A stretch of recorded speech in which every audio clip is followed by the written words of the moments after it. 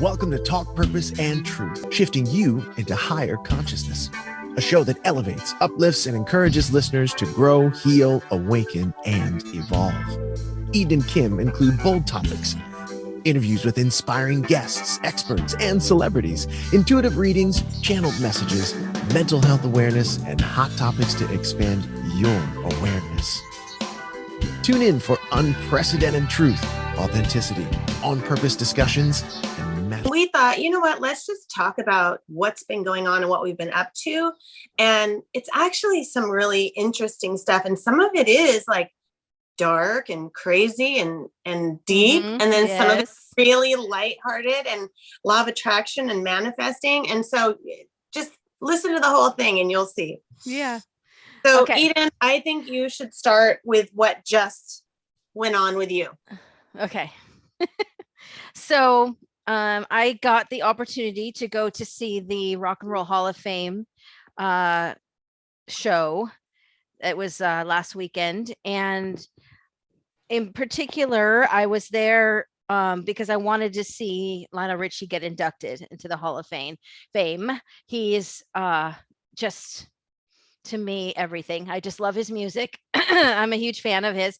So I'm going to tell you guys a story about how it all transpired and what went on when we were there.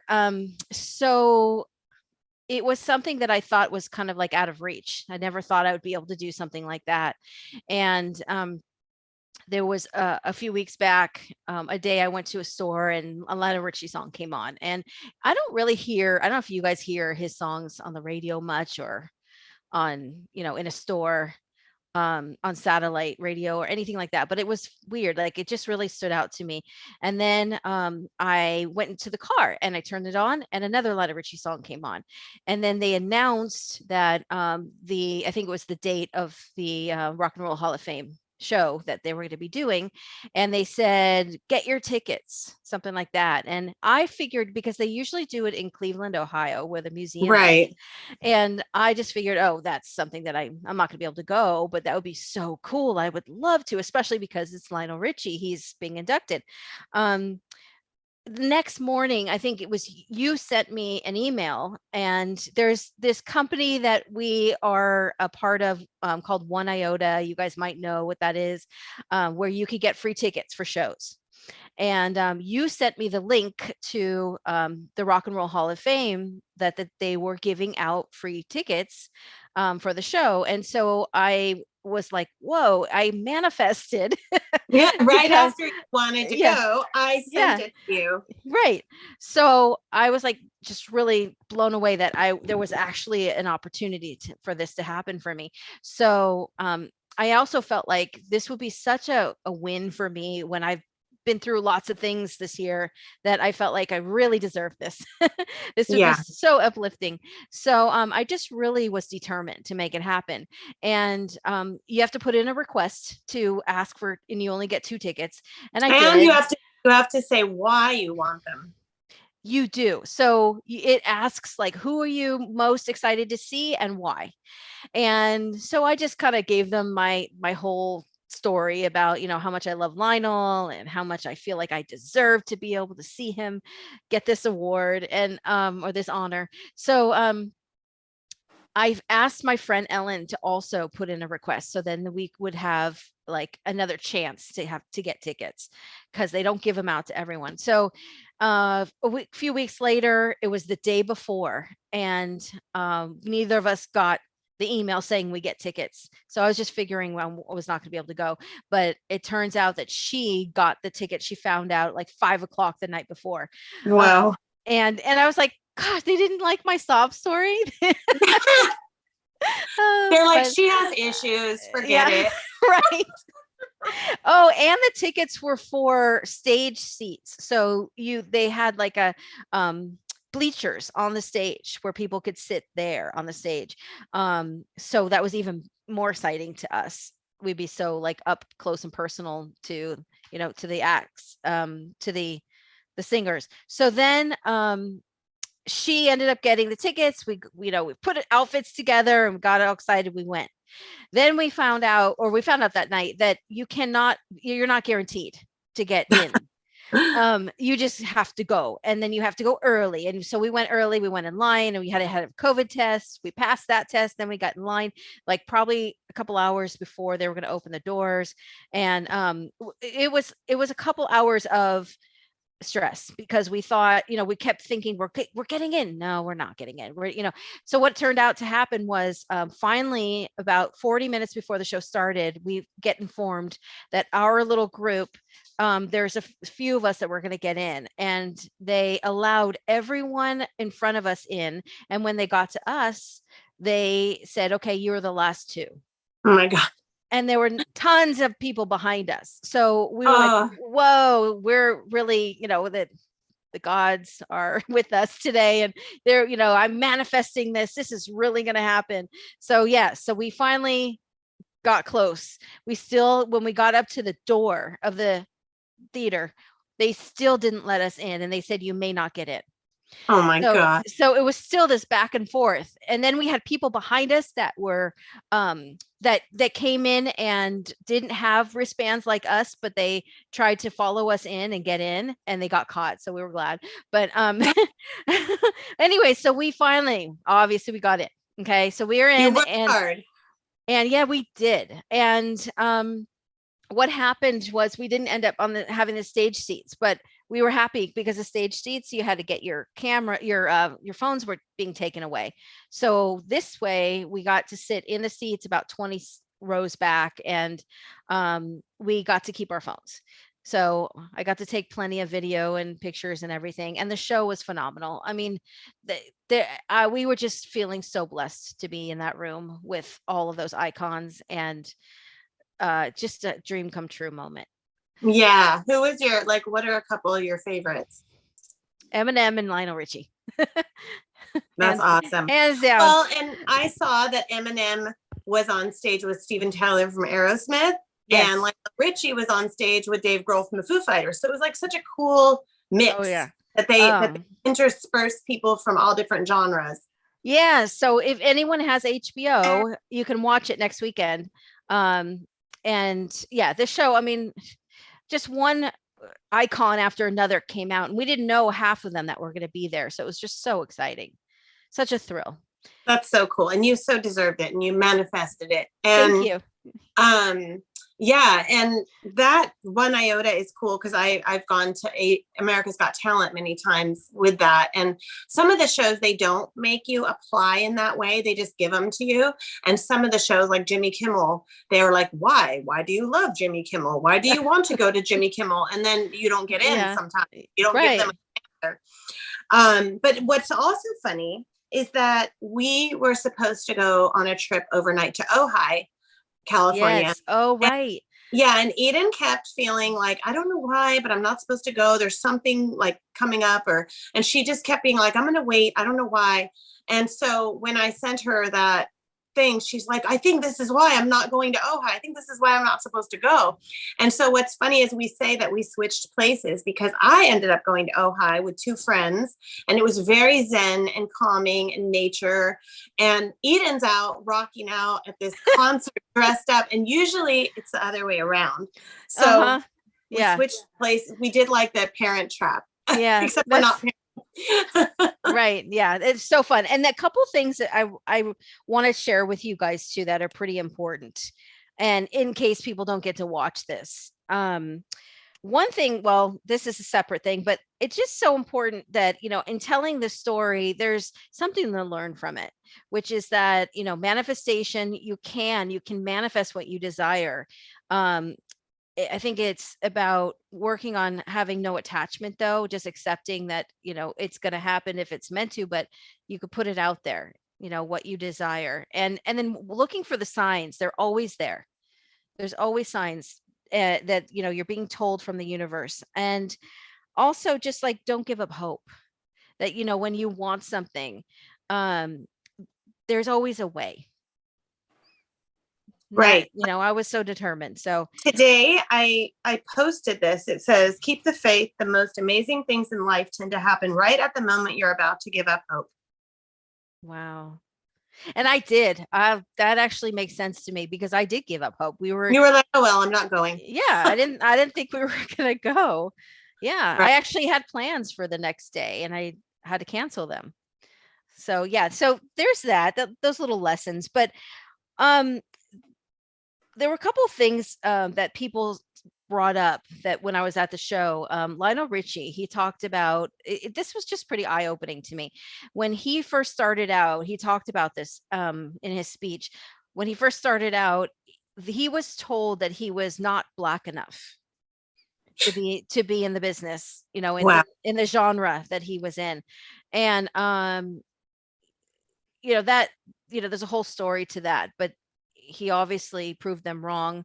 But that was really harsh. And then just it's all about discrimination. And then Dr. Dre, he came, he introduced Eminem, and he talked about he actually discovered Eminem. For those who don't know, Mhm. I didn't know that, but a lot of I people know did. that. Yeah, I'm sure you did. And he talked about that, he saw Eminem's no, he didn't see it. He heard his what is that called? Like his demo. His demo. So he heard the demo and he just instantly wanted to work with him. He shared the demo with his people and all of them said no, because they said to him he has blue eyes, he can't rap. Oh my God. Yeah. So it's just so sad that that's how things work, and it's still this day to this Right. It's day. still the same. Yeah. To go up to this guy and talk to him. And even though he had things thrown all over his yard. And so he starts talking to me. I go, well, I'm a life coach and, I can talk to you. And I Yeah. said, I said like, a summary of things like, you deserve to live. Don't let this dark moment, define everything. You're going to feel better really soon. Just keep taking it breath by breath, moment by moment. And he kind of wasn't making sense, like he was on something. So I said, maybe you need to go get help or go to a place. And he's like talking about being on meth in the past. And then he shows me, oh, I got really angry and threw things. And he showed me a Marilyn Monroe painting that he punched through. He's like, oh, I did this. And so probably rationally I should have ran. Yeah. Yeah. And But were you like, how close were you to him? I was maybe like 6 feet away, but I was very cautious and aware. Like I was like, okay, if he barely makes a move, I'm running. Like if he has a weapon or does anything, I was ready to like, dash off if I needed to. But I just continued to talk to him. I'm like, people have all been through something like this and you're okay. And someone's going to be able to help you. You just need to reach out. And, I just kept talking to him. And all of a sudden he's just like, you know what? God bless you. He goes, I don't feel like I want to take my own life anymore. And you really helped me. And I'm going to go inside now. And he just left and went inside and closed the door. And I was like, huh, What just okay. happened? I really did. And so then the cops it was really weird because the cops were down the street and there was a couple cops. And I'm thinking maybe they came because of him. I couldn't tell. So I just went up to the cop and told him what had happened. And the cop just said, thank you so much. And that's it. So I have no idea. And then it was weird because later that day, I had forgotten that he had all the broken. I told people what happened. Like I told a few Yeah. people, including you. Mhm. And I had forgotten that he had all this broken stuff, including bricks in the front yard. And it was hilarious because I was watching the Housewives of Beverly Hills reunion that night. And they were talking about Kathy Hilton, how she was throwing things all over the place and hitting the walls or whatever. Yeah. And all of a sudden I went, oh, wait, when I saw that guy and talked him down, there was broken, it made me remember. And it was weird. Like my mind had blocked it out until then. Yeah. So yeah, that was and so what was interesting too, is I walked the other way home and I saw a teenager right after, exactly after this guy, like 3 more blocks down. I walk a different way home because I kind of wanted to get out of the way of that guy to get it further involved and to not get further involved. And this teenager was sitting by herself in the grass. And I overheard her saying to someone, she seemed like really depressed and down. And she's like, yeah, she goes, maybe I'll be able to do that once I'm not afraid to be alone one day. And I was like, what is going on? So then I text my friend who I'd been on the phone with, and we had been, talking about stuff. Yeah. And she had just talked to a family member, totally dark, like giving up type of place. She talked her up from feeling like that. And we're like, okay, this all happened for a reason, to show us we have a purpose for what we're going through. Yeah. And there's a reason we're here. And it Mhm. was just so profound that happened right after I'd been on the phone with her, that we both had experiences like that. Maybe, yeah. And also to show you where you are in your journey, in your healing, because maybe even 6 months ago, you wouldn't have been able to do that for those people, for him. Yeah, because I Yeah. wasn't scared. I wasn't judgmental. Mhm. I think maybe 6 months to 12 months or 2 years or whatever, I would have been afraid and walked past him and went, please call to get help or something. Like I would have been afraid that I would mess it up or something. You know what I mean? Or he would hurt me. Mhm. And I wasn't afraid. Hmm. And I think you also were confident that you knew how to help him. Yeah, I knew what to say. Yeah. Yeah, that's true. I just, I feel like I've been where it was really, really dark and I wasn't going to take my own life, but I felt like I was going to die many times, pretty Yeah. much. Yeah. So I don't feel judgmental to him. I felt like I felt for him. Empathy. Yeah. So anyway, well, I wonder if the suicide hotline wasn't answering, but I think for anyone out there, if you ever feel like that, if the suicide hotline isn't answering, then try another one, or try a friend, or try the police or the hospital, or whatever you need to do to, get help. And luckily I happened to be there at the exact moment he was seeking help. Yeah. Because sometimes I think somebody would get frustrated, and, I hope that there's enough hotlines out there for people to get help or to go to the hospital. But just to switch gears before we end the episode, I wanted to talk about one more fun, lighter hearted thing that I went to. So I went with my friend Claudia to Adam Lambert, and I love him since American Idol, and he's the one that sings with Queen. And he was on, oh, you know what? He was the judge on Lip Sync Battle. And we had Erica Oh, right. Mowell. We had Mhm. Erica Mowell on, who Mhm. impersonates, does a tribute to Lady Gaga. And Mhm. he is the judge. He was the judge on that show.